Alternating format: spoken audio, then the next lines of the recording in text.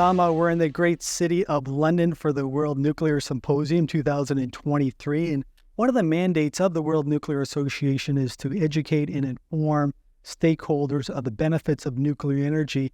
And one of the ways you do that is through this conference. So maybe you can just give us a rundown on how this conference compares to previous conferences in terms of the attendance. In terms of the attendance, I believe this is one of the largest that we have ever had. So we are about 700 people here today at the World Nuclear Symposium 2023. And last year, I think we were about 570, which is also pretty good, but clearly this year is fabulous. So very excited about having so many colleagues here today with us at the World Nuclear Symposium. So last year, 550, this year, 700. Mm-hmm. Where is the interest coming from? Are these producers, utilities, investors? Everywhere. So we are seeing unprecedented interest in anything and everything related to nuclear. So we see policymakers in many, many countries all over the world, North America, South America, Europe, Asia, Southeast Asia, Africa. All these countries are very interested in nuclear. So this means that we have much more interest also from industry, also from regulators, also for the finance community, which I know is one of the people that you talk to. People are wondering, what is this nuclear thing? Tell me more. So this is what we are doing here, trying to clarify and to explain how nuclear energy is, first of all, an essential energy for decarbonization, for energy security, and also for equity, right? Making sure that everybody everywhere has access to abundant, affordable 24/7 energy. And in addition to conferences, another method that the WNA uses to educate and inform the public is through publications. You released one today, the Nuclear Fuel Report. Maybe you can just tell us about that report. I will tell you about that, yes. So the Fuel Report is one of our flagship publications. We publish this every 2 years. And essentially, we gather the wisdom and the analysis of the industry in everything related to the front end of the nuclear fuel cycle. So whether uranium projects, whether it's milling, whether it is conversion, enrichment, fuel fabrication. And what we do is we actually have 3 scenarios. These are projection scenarios. Basically, we take the information that is available to us and we make like an average scenario, an optimistic scenario, and one that is maybe not so optimistic. And then based on those projections, we try to say what are the needs for the global nuclear industry and how we are going to meet them. So this is what we released today, the Nuclear Fuel Report. And if someone wants to acquire the Nuclear Fuel Report or any of your other reports, where can they go to find this information? Visit our website. Yeah, so I will tell you, besides the report, so we have the Nuclear Fuel Report that was released today.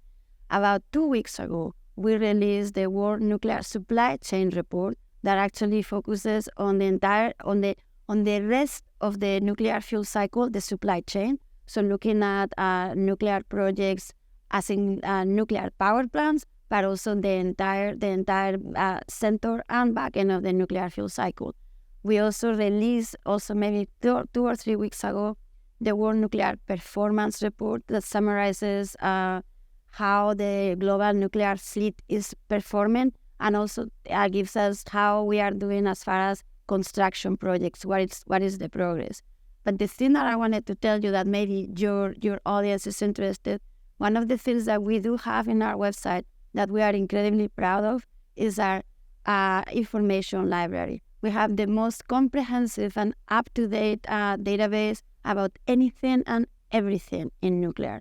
So if your audience wants to learn a little bit more about nuclear energy, about the fuel cycle, about which countries are doing what in this space, they need to come to our website. I spent a lot of time on your website, and there's a wealth of information in there. Thank you for saying so, yes. Sama, you've been coming to this conference for many years now. You have been the Director General of the WNA since 2020. Have you ever seen a more positive environment for nuclear energy than now? No, I don't think I have. I mean, because right now we really are in a point in time that, first of all, yes, decarbonization, climate change, everybody's aware that nuclear can be a key essential contributor to that. But the other 2 pieces of the puzzle, this is the only time in history which we have seen this. And obviously, you know this, energy security.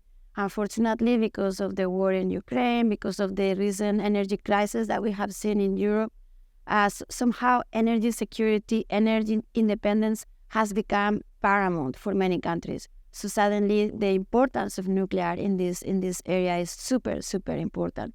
And then the third piece, which is the equity part that you and I have discussed before, is, there is there is a global north that is trying to decarbonize, but there is a global south that when we are talking an energy transition is going from no energy to energy. This means enormous increase in demand if we want all those people to actually reach the standard of living that you and I are enjoying today. So all those things together are bringing a lot of interest in nuclear, and as I said, is policymakers, is the finance community, is the public in general. You see a lot of young people out there that are thinking, if we really want to do something about climate change, we need to bring nuclear into the equation. Salma, that was a great overview of the WNA and its various resources. Congratulations to you and your team for a very successful conference. Thank you very much, James, and it's an absolute pleasure to have you here. And please, you are welcome every year. Thank you. Yes.